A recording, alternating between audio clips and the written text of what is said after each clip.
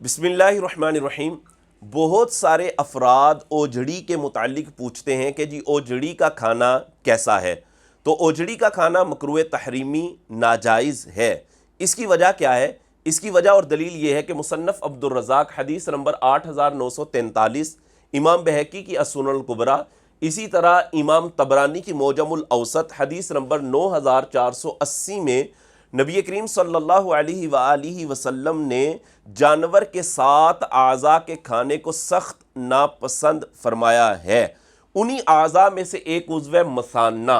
اس کا کھانا ناجائز اور مکروہ تحریمی ہے۔ اسی پر فقہائے کرام نے قیاس کرتے ہوئے اوجڑی کو بھی مکروہ تحریمی اور ناجائز قرار دیا، یعنی مثانے کو مقیس علیہ بنایا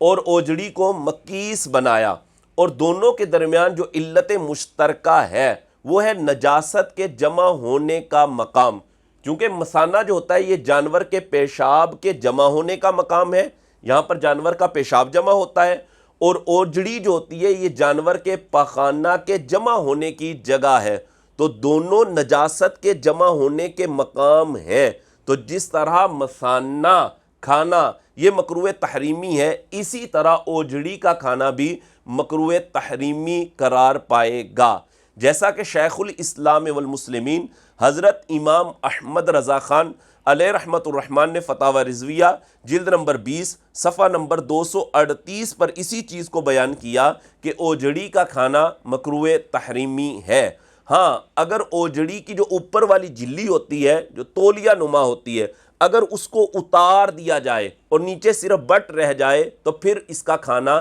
جائز ہوگا، وگرنہ اوجڑی کا کھانا ناجائز اور مکروہ تحریمی ہوگا۔ جیسا کہ پوٹ ہوتی ہے نا، مرغی کی پوٹ، تو مرغی کی پوٹ سے اوپر والی جو جھلی ہوتی ہے جس میں نجاست کٹھی ہوئی ہوتی ہے، جو نجاست کے ساتھ متصل جھلی ہوتی ہے، اس کو جب اتار دیا جاتا ہے تو پوٹ کا کھانا بھی جائز ہو جاتا ہے، اور اگر وہ جھلی نہ اتاری جائے تو پھر پوٹ کا کھانا جائز نہیں ہوگا۔ اسی طرح اوجڑی ہے، تو اوجڑی میں بھی جو چیز نجاست کے ساتھ متصل ہوتی ہے، اگر اس کو تولیہ نما جھلی کو اتار دیا جائے پھر تو اوجڑی کا کھانا جائز ہو جائے گا، وگرنہ اوجڑی کا کھانا ناجائز اور مکروہ تحریمی ہوگا۔